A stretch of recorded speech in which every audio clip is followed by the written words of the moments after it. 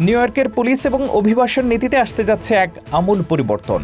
ডিউটিরত অবস্থায় এখন থেকে আর মাস্ক পরতে পারবেন না আইন শৃঙ্খলা রক্ষাকারী বাহিনীর সদস্যরা। একই সাথে কেন্দ্রীয় অভিবাসন সংস্থা আইসের ক্ষমতা কমিয়ে নিউ ইয়র্কের ২০২৭ সালের নতুন বাজেট পাশ করতে যাচ্ছে গভর্নর ক্যাথি হুকুলের প্রশাসন। ট্রাম্প প্রশাসনের অভিবাসন নীতির বিরুদ্ধে একে একটি বড় চ্যালেঞ্জ হিসেবে দেখা হচ্ছে। নিউ ইয়র্কের গভর্নর ক্যাথি হুকুল গত বৃহস্পতিবার এক ঘোষণায় জানান, বিরল কোনো অপারেশনাল প্রয়োজন ছাড়া সাধারণ ডিউটির সময় কোনো পুলিশ কর্মকর্তা মাস্ক ব্যবহার করতে পারবেন না। মূলত স্বচ্ছতা নিশ্চিত করতে এবং সাধারণ মানুষের সাথে পুলিশের দূরত্ব কমাতে এই সিদ্ধান্ত নেওয়া হয়েছে।